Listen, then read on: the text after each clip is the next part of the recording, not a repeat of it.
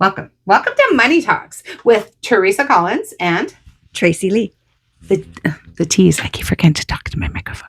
So this is the tease talking about money today. Oh, I like it. Yes, I do too. Yeah. We're going to spill the tea on money. Oh, yeah. Nice. Money talk. Okay. All of the teas. So what's a good T word to start with? Let's talk about tight. Money being tight. Anybody feel like money's tight? It can be. Yeah. Yeah. Yeah, it's kind of funny though how we end up with these words. Let's think of all the negative words we can say. Broke, tight, lack. Lack. Not enough. Poor. I'm poor. Oh, I'm so poor. Tracy's kind of new to me, so she's not quite used to my crazy yet. It's all good. What else? I can't afford it. That's my favorite. Yeah. I can't afford it. Not now. Yeah, not now. Okay. So we're just going to highlight how many times have you said these shit words this week? And maybe your money is really tight, but maybe we just say something like, I'm choosing not to do this, or I'm choosing not to purchase this. We could, right? But are we really choosing? Because really it just comes down to fear. Yeah, but are we really choosing, not choosing? Yeah, this is interesting. Money is an amazing measure, guys. And if you pay attention to it, you'll realize that the lack of money is probably also influencing other things, like lack of time, lack of love, lack of understanding, lack of experience, lack. Yes. Yeah. Lack and fear. You lack in fear, right? Fear of not enough, fear of being successful, fear of failure. I like you brought in fear of successful. Yeah, that is funny, right? It's funny. Because we become used to a certain amount of money too, right? And then we get comfortable with that. Yeah. And so then we don't take that next step to move past that comfort. Right. Yes. So we get stuck. Yes. And we don't trust it, or we don't trust ourselves. Or when it does come, we spend it faster than it came because we're not used to holding it. Right. So it's not just getting money, it's holding money. It can be. If you're not taught or haven't learned to put some aside and set budgets. Yeah. Ooh, I don't like the word budget. Budget goes into the back column for me. I have a problem with budgets. My pixie self does not do budgets. I think budgets are good because they make you aware of where you're at. And so therefore you can, if you want more, then you increase your budget and look for ways to grow. Okay, I'll go with that. I like that. That's actually why I really wanted to talk to you. I love your different perspective than me. Well, thank you. Yeah, absolutely. It's all about seeing things from a different way. Mm-hmm. So we obviously bring different opinions and different ideas, and that's what makes it great. Yeah. When I personally don't feel like I have enough, I look at all the ways I do have enough. And if I don't have enough cash, then I look around and think, oh, I got a bunch of crystals. I have a bunch of laundry. That means I have a lot of clothes. I have gas in my car.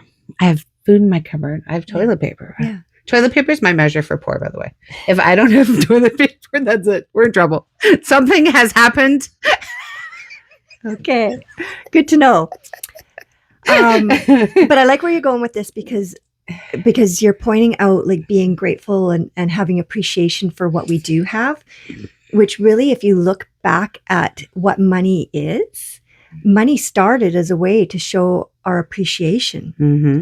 Because before we even had the paper money, or now the electronic money. Yeah. Money is switched. But before we even have any of that, people gave items out of appreciation for when they thought that they received value. Yes. And then as it progressed, we created different money, took different forms. Mm-hmm. Yeah. And I think that's part of why I wanted to do Money Talks with you, because I think money has really shifted now. So it used to be you traded a goat. You're absolutely correct. And then we went to salt. Yeah. Then we went to salt, I believe. That was one of the first things they traded.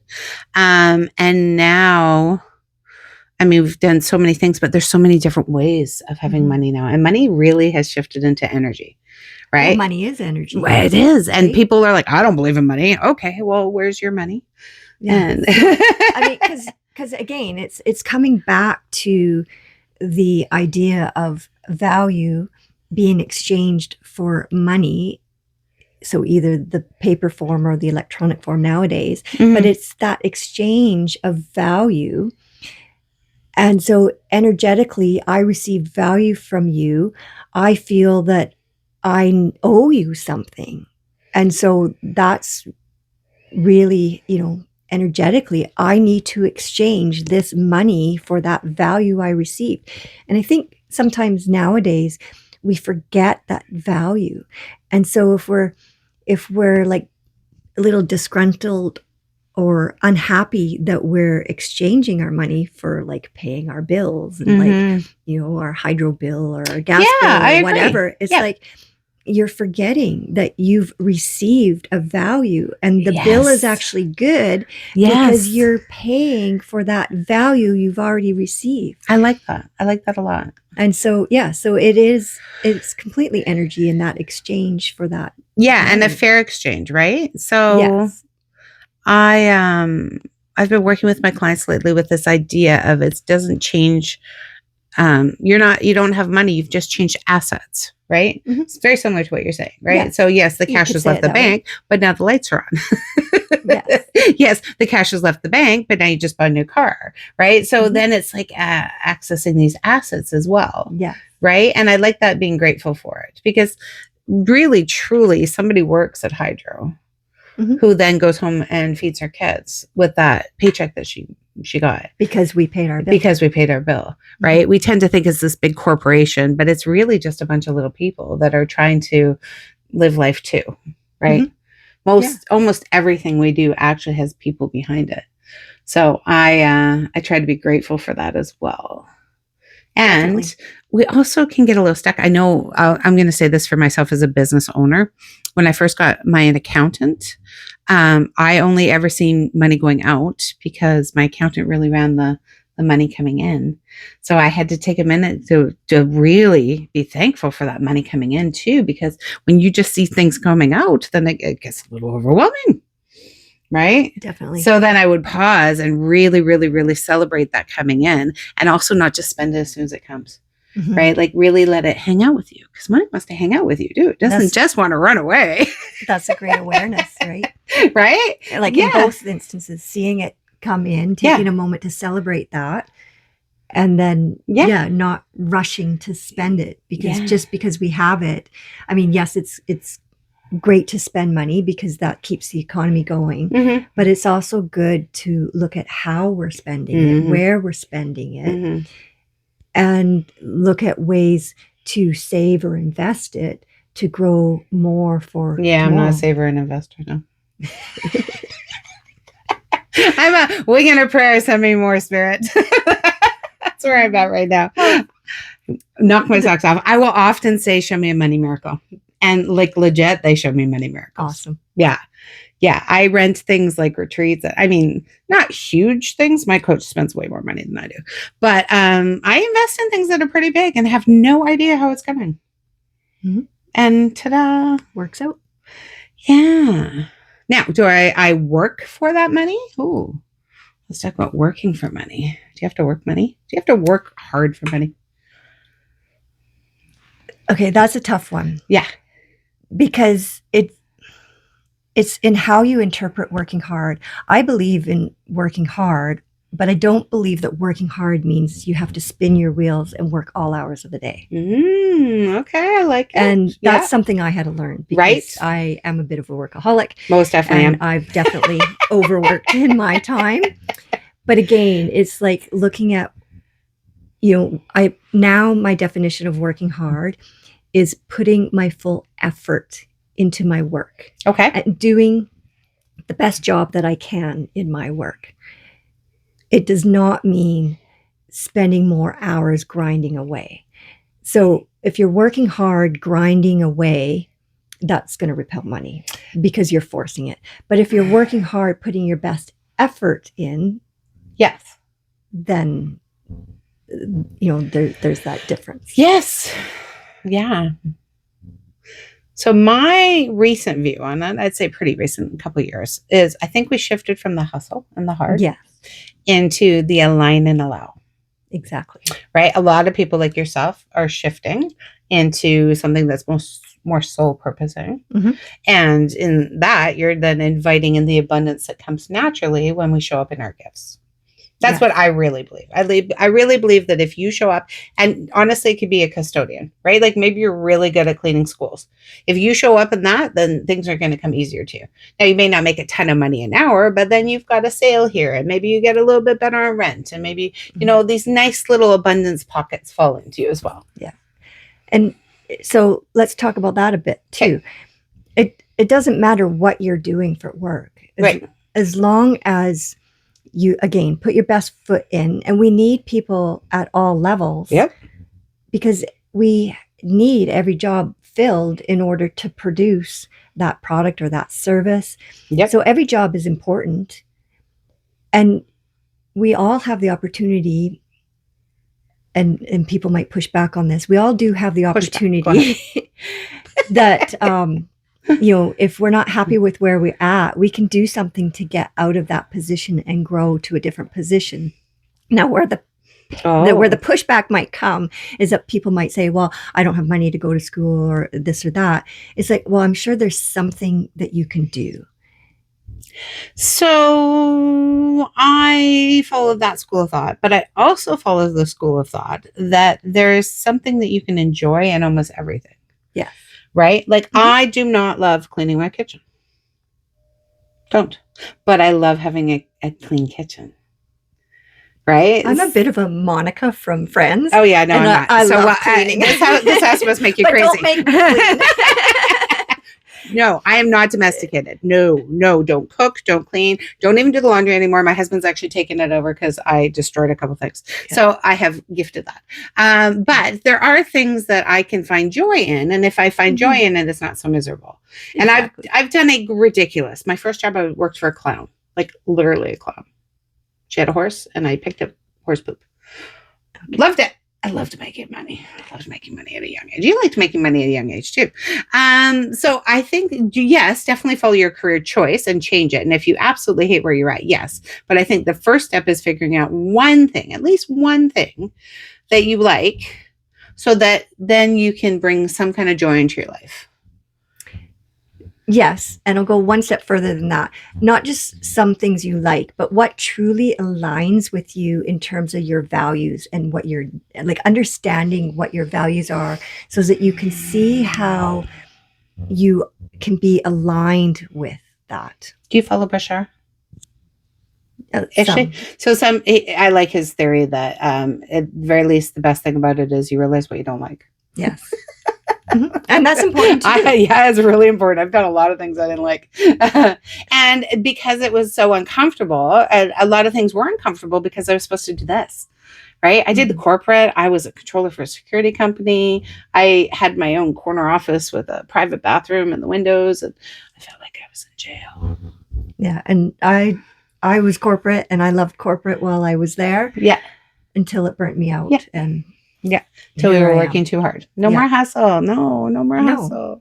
No more hustle. No more hustle. Okay. So bottom line, as humans, we have to do something to make some flow in our life. Mm-hmm. And if we follow more of our natural gifts, the flow will come easier. Definitely. Yeah. Okay. What's this thing you said about repelling money? Let's talk about repelling money.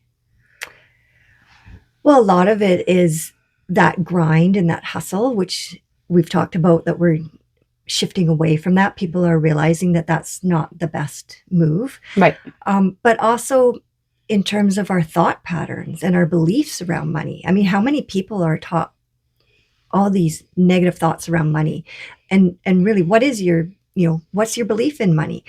Money doesn't grow on trees. Money's hard to come by. Money's evil, or money means you're not a nice person. Well, who says all this? Right. I can't make enough money. Yeah. This is all that negative word shit that we started with in the beginning. Let's start flipping it. Okay, what's the flip? Tell me the flip. Well, what was the first one I said? Money. Ooh, money doesn't grow on trees. I like that one first. it was funny because when I was young, I used to always tell my parents, well, yes, it does grow on trees. There's a money tree. Yeah. Like, quite literally. Quite Yes, literally. Quite literally. Like that was always my line to my parents when I was young. So there you go. There is a money tree, and there can continue to be a money tree. Money flows. And money does like to grow. It may not grow in trees, but it loves to grow. Yeah. Money is funny. Money is funny. As much as we hate it, I think it loves us. Yeah. Because it comes to us even when we're mean to it and rude to it and say all these nasty things to it. If you look back at your past, even though it may be a hard and a struggle, you've had all you needed when you needed for as long as you needed. Maybe not as much as could have flowed if you were kinder to it. Well, and then we learned what we didn't prefer. Yes. and so like that leads us, I think, into money is evil, or you're not a nice person if you have money. And it's like, well, money only accelerates you. If you're a good person, you'll do better with the money. If you're a bad person, you'll do more harm with the money. It's an amplifier. I got this a lot in the beginning as a healer. I got a lot of people that thought it was disgusting I charged for my gifts. Absolutely. And disgusting. Why shouldn't you? Well, personally, I thought what I was doing was a little bit more important than a hockey player who made $1 million a year. But why shouldn't people charge what they're worth for what they do? You're providing a service. You're helping people. Correct. And you're giving value. So again, and this was we show our appreciation. Absolutely, is paying for that service. It's a fair exchange of energy, and it was a healing that I had to go through. And my mentor came from Edmonton, and she lived in a $10 million house, and she helped with like people from the Disney family because she had such a resource. She was able to help people around the world. And that was my thing. Like, I want to help people around the world. And one of my major shifts in life is she hired me to go to Portugal, and she owned a villa. She had 8 houses, and I was there, and I healed her entire wedding party, which she wouldn't have been able to do any of that if she didn't make money. Mm-hmm.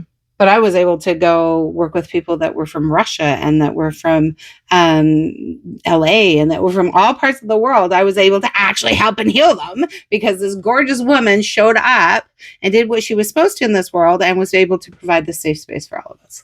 Fantastic. So yeah, she's a cool mentor. I want to be just like you. I really do. So I'm not there yet, but I'm working on it.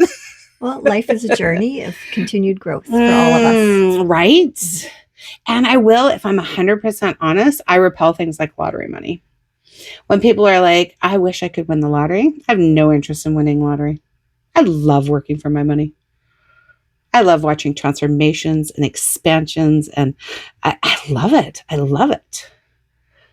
I don't really play the lottery all the time. Once in a while, I'll buy a ticket when it's super high, but for me, it's more about, okay, how can I help like mankind with that? Like what would I donate like a large portion of? So basically you just give it away anyways. So what's the point? Well, because then it would help people. But you can help people. That's what we're here for. She's gonna help people. So one last point on money. So if you are struggling, what do you think is the fastest way to shift your money story? Good question. Mm-hmm. I think I'd start with, again, like flipping the script, looking at your beliefs and your current beliefs, looking at why you have those beliefs. What's the story behind that? Who instilled that story behind that? And understanding that so you can flip it and learn that you were taught incorrectly. Mm-hmm. I like it. Mine would be look at the words, things like poor, and ask what they really mean. And then take her flip the script and then ask what that really means, right? Mm-hmm. So opposite of poor is what? Rich. Yeah. Right? So without criticizing yourself, please, don't criticize it. Try to evaluate where you could shift from this way to that way. Mm-hmm. Now, when people say they're poor, they're probably not poor. They just, at that time, they don't feel resourced. So I started saying things like, I am fully resourced. I like that. And that's so much bigger than cash, right? Mm-hmm. I have the community, the connections, the abilities, the technology. Yeah. And I think you hit a really good point. Like, I don't think it's that for most people, it's not that you're poor. It's just you're not resourced well currently. So what can you do to get more resourceful? And maybe you are. You're Just so need used to being just need to stuck in see the it. freaking story, right? Mhm. Yeah. Yeah. So where are you really stuck in that story? Mhm. And it's all relative. Like my husband freaked out that stamps went up to $1.20.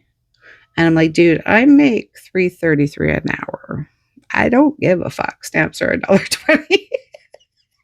But he's like, it's the point of it. I'm like, okay, well, I'm going to be over here. You sit there and whine about your stamps. I love him. We love Tommy. He's a good lesson.